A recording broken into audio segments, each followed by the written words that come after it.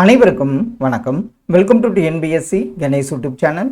Friends, நம்ம TET social சயின்ஸுக்காக தினமும் 60 முக்கியமான கேள்விகள் என்னங்கிறத பார்த்து வரோம். இன்று 33ஆம் நாளில் ஒரு 60 கேள்விகள் என்னங்கிறத பார்த்துடலாம். கண்டிப்பாக இந்த வீடியோ பதிவுகளில் உங்கள் ரிவிஷனுக்கு ரொம்ப யூஸ்ஃபுல்லாக இருக்குன்னு நம்புகிறோம். முதல் கேள்வி பாருங்கள். தமிழ்நாட்டில் முதலில் 1830இல் இரும்பு மற்றும் எஃகு உற்பத்தி தொழிற்சாலை எங்கு அமைக்கப்பட்டது? தமிழ்நாட்டில் 1830இல் இரும்பு மற்றும் எஃகு உற்பத்தி தொழிற்சாலை அமைக்கப்பட்ட இடம் போர்ட்டோ நோவா என்பது சரியான பதில். பருத்தி நெசவாலைக்கு அடுத்து இரண்டாவது பெரிய வேளாண் சார்ந்த தொழிற்சாலை எந்த தொழிற்சாலை ஆகும்? பருத்தி நெசவாலைக்கு அடுத்து இரண்டாவது பெரிய வேளாண் சார்ந்த தொழிற்சாலை ஆன்சர் சரிதான், சர்க்கரை என்பது சரியான விடை. பிரதான வாகன தொழிற்சாலைகளும் அதனை சார்ந்த தொழிற்சாலைகளும் எதனை சுற்றியுள்ள பகுதிகளில் இருப்பதால் ஆசியாவின் டெட்ராய்டு என்று அழைக்கப்படுகிறது?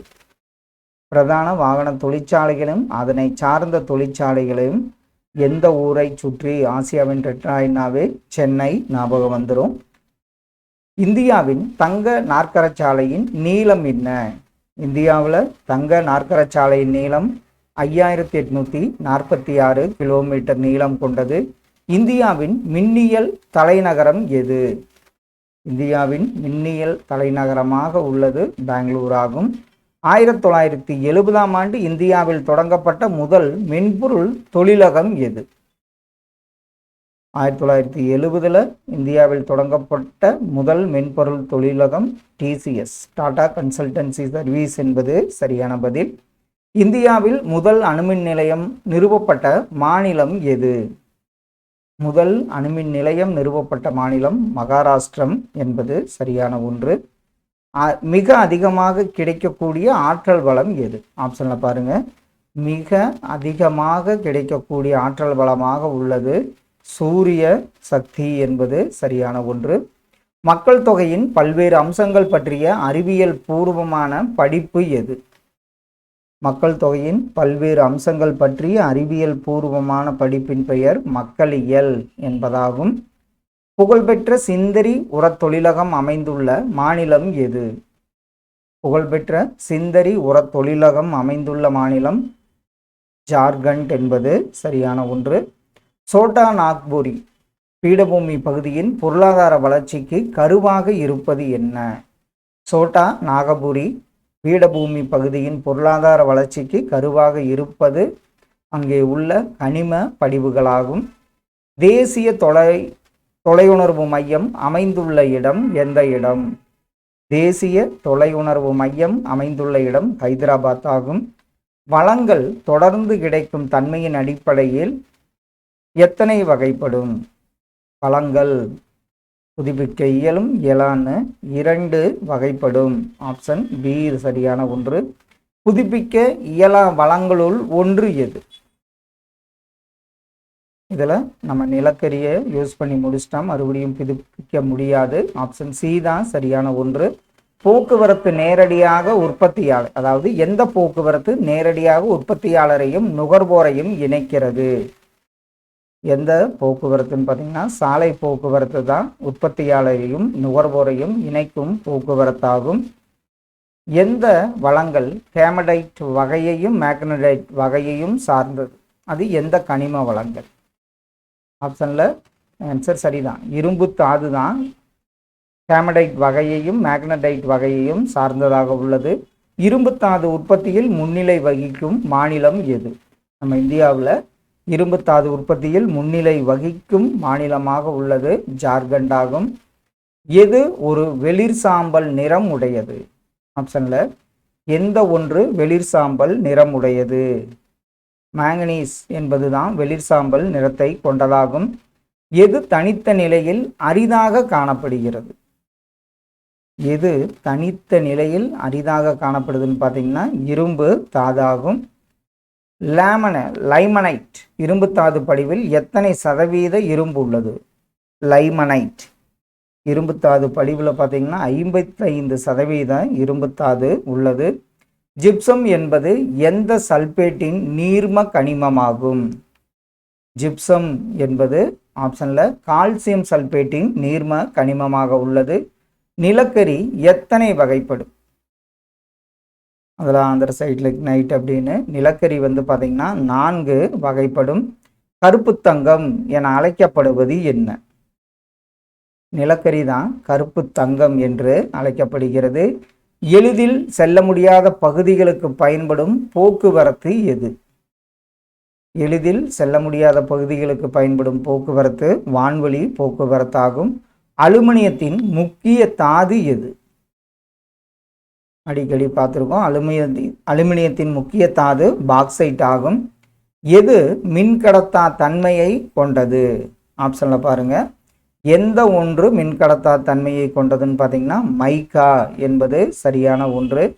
எந்த சக்தி ஓடும் நீரிலிருந்து பெறப்படும்? கண்டிப்பாக நீர்மின் சக்தி தான் ஓடும் நீரிலிருந்து பெறப்படுகிறது. இந்திய தேசிய நீர்மின் சக்தி நிறுவனம் எங்கே அமைந்துள்ளது? இந்திய தேசிய நீர்மின் சக்தி நிறுவனம் அமைந்துள்ள இடம் பரிதாபாத் என்பது சரியான ஒன்று. இந்தியாவிலேயே அதிகளவு காற்றாலை கொண்ட மாநிலம் எது? இந்தியாவிலேயே அதிகளவு காற்றாலைகளை கொண்டது நம்ம தமிழ்நாடு ஆகும். எது தாது எண்ணெய் என அழைக்கப்படுகிறது? ஆப்ஷன்ல பார்த்தீங்கன்னா பெட்ரோலியம் தான் தாது எண்ணெய் என அழைக்கப்படுகிறது. கெயிலின் தலைமையகம் எங்கு உள்ளது? Gas authority of India limited, GAIL, இதனுடைய தலைமையகம் புதுடெல்லியில் அமைந்துள்ளது. தேசிய அனல்மின் சக்தி நிலையம் எந்த ஆண்டில் தொடங்கப்பட்டது? தேசிய அனல்மின் சக்தி நிலையம் தொடங்கப்பட்ட ஆண்டு 1975ஆம் ஆண்டாகும். இந்தியாவில் எந்த மாநிலம் இரும்புத்தாது உற்பத்தியில் முன்னிலை வகிக்கிறது? அந்த மாநிலம் ஜார்க்கண்ட் ஆகும். இந்திய மாங்கனீஸ் தாது நிறுவனம் எங்கே தலைமையிடத்தை கொண்டுள்ளது? இந்திய மாங்கனீஸ் தாது நிறுவனத்தின் தலைமையிடம் ஆப்ஷனில் நாக்பூர் என்பது சரியான ஒன்று. உலகளவில் இந்தியா மாங்கனீஸ் தாது உற்பத்தியில் எத்தனையாவது பெரிய நாடாக உள்ளது? மாங்கனீஸ் தாது உற்பத்தியில் இந்தியா வந்து பார்த்திங்கன்னா 5வது பெரிய நாடாக உள்ளது. உயிரின கழிவிலிருந்து பெறப்படுவது எந்த வகை ஆற்றல்? உயிரின கழிவிலிருந்து பெறப்படுவது உயிரி சக்தி ஆற்றல் என்பது சரியான ஒன்று. வரலாற்றுக்கு முந்தைய காலத்திலேயே மனிதனால் கண்டுபிடிக்கப்பட்ட முதல் உலோகம் எது? வரலாற்று முந்தைய காலத்திலேயே மனிதனால் கண்டுபிடிக்கப்பட்டது எதுன்னு பார்த்தீங்கன்னா தாமிரம் ஆகும்.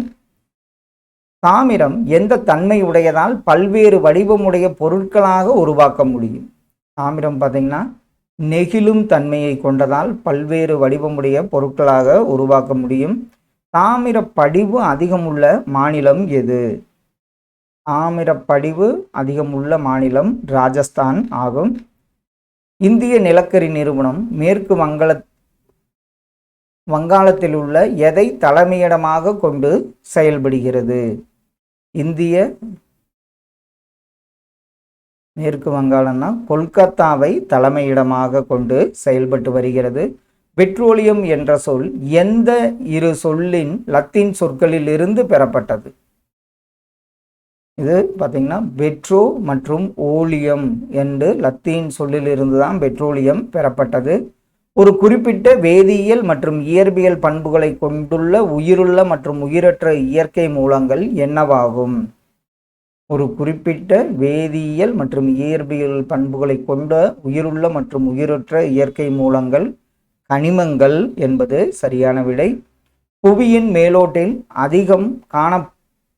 அதிகம் பரவி காணப்படுவது என்ன? புவியின் மேலோட்டில் அதிகம் பரவி காணப்படுவது இரும்பு தாதாகும்.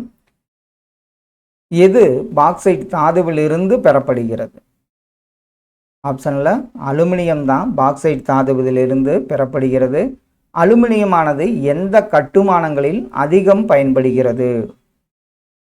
அலுமினியம் பார்த்திங்கன்னா விமான கட்டுமானங்களில் அதிகமாக பயன்படுத்தப்படுகிறது. எந்த ஒன்று மின்கடத்தா தன்மை உடையவை? ஆப்ஷன்லாம் பார்த்தீங்கன்னா மைக்கா, இதான் வந்து மின்கடத்தா தன்மையை கொண்டது. நிலக்கரி தொழிற்சாலை வளர்ச்சிக்கு மிக இன்றியமையாததாக இருப்பதால் அது என்னவென அழைக்கப்படுகிறது? அதுதான் நம்ம என்னன்னு பார்த்தோம், கருப்பு தங்கம் என்று அழைக்கப்படுகிறது. எந்த தொழில்கள் வேளாண் துறையிலிருந்து மூலப்பொருட்களை பெறுகின்றன? இதில் வேளாண் சார்ந்த தொழில்கள் தான் வேளாண் துறையிலிருந்து மூலப்பொருட்களை பெறுகின்றன. இந்தியாவின் முதல் பருத்தி நெசவாலை 1818ஆம் ஆண்டு கொல்கத்தாவில் அருகில் உள்ள எந்த இடத்தில் தொடங்கப்பட்டது? இந்தியாவில் முதல் பருத்தி நெசவாலை 1818 கொல்கத்தாவிற்கு அருகில் உள்ள போர்ட் கிளாஸ்டர் என்ற இடத்தில் தொடங்கப்பட்டது. பருத்தி இலையிலிருந்து விதைகளை பிரித்தெடுக்கும் முறையின் பெயர் என்ன? பருத்தி இலையிலிருந்து விதைகளை பிரித்தெடுக்கும் முறை ஜின்னிங் ஆகும். பெட்ரோலியம் என்னவென்றும் அழைக்கப்படுகிறது? பெட்ரோலியம் பார்த்திங்கன்னா தாது எண்ணெய் என்றும் அழைக்கப்படுகிறது. மைக்கா எதன் தயாரிப்பில் பெரிதும் பயன்படுகிறது? மைக்கா பார்த்திங்கன்னா மின்சாதனங்கள் தயாரிப்பில் தான் பெருமளவில் பயன்படுகிறது. காகிதத்தாள் உற்பத்திக்கு மூலப்பொருட்களாக பயன்படுவது என்ன? காகிதத்தாள் உற்பத்திக்கு மூலப்பொருளாக பயன்படுவது மென் மரங்களாகும். இந்தியாவின் முதல் காகித தொழிற்சாலை 1812ஆம் ஆண்டு மேற்கு வங்காளத்தில் உள்ள எந்த இடத்தில் தொடங்கப்பட்டது? அந்த இடம் பார்த்திங்கன்னா செராம்பூரில் தொடங்கப்பட்டது என்பது சரியான ஒன்று. எந்த தொழிற்சாலை மற்ற தொழிற்சாலைகளுக்கு மூலப்பொருட்களை அளிப்பதனால் உலோக தொழிற்சாலை என அழைக்கப்படுகிறது? அது பார்த்திங்கன்னா இரும்பு எஃகு தொழிற்சாலை தான். மற்ற தொழிற்சாலைகளுக்கு மூலப்பொருட்களை அளிப்பதனால் உலோக தொழிற்சாலை என்று அழைக்கப்படுகிறது. இந்தியாவில் முதல் வாகன தொழிலகம் தொடங்கப்பட்ட ஆண்டு எந்த ஆண்டு? இந்தியாவில் முதல் வாகன தொழிலகம் தொடங்கப்பட்ட ஆண்டு 1947ஆம் ஆண்டாகும். பருத்தி ஆலைகளுக்கு அடுத்தாற்போல் எந்த ஆலைகள் இந்தியாவின் இரண்டாவது பெரிய நெசவாலை? பருத்தி ஆலைகளுக்கு அடுத்த என்ன ஆலை உள்ளதுன்னு பார்த்தீங்கன்னா சணல் ஆலைகள் உள்ளன.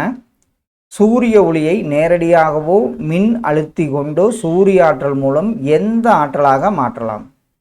சூரிய ஆற்றலிருந்து நம்ம அதை என்ன பண்ண முடியும்? மின் ஆற்றலாக மாற்ற முடியும். இந்தியாவின் முதல் நீர்மின் நிலையம் 1897ஆம் ஆண்டு எங்கே நிறுவப்பட்டது? இந்தியாவில் முதல் நீர்மின் நிலையம் டார்ஜிலிங்கில் நிறுவப்பட்டது என்பது சரியான ஒன்று. இந்தியாவிலேயே அதிக அளவு காற்றாலைகளை கொண்டுள்ள மாநிலம், இது ரிப்பீட் ஆயிடுச்சுன்னு நினைக்கிறேன், தமிழ்நாடு என்பது சரியான விடை. ஃப்ரெண்ட்ஸ், இன்று டெட் ரிலேட்டடாக ஒரு முக்கியமான 60 கேள்விகள் பார்த்தோம். கண்டிப்பாக இதெல்லாம் உங்கள் ரிவிஷனுக்கு ரொம்ப யூஸ்ஃபுல்லாக இருக்குன்னு நம்புகிறோம். Thank you for your support.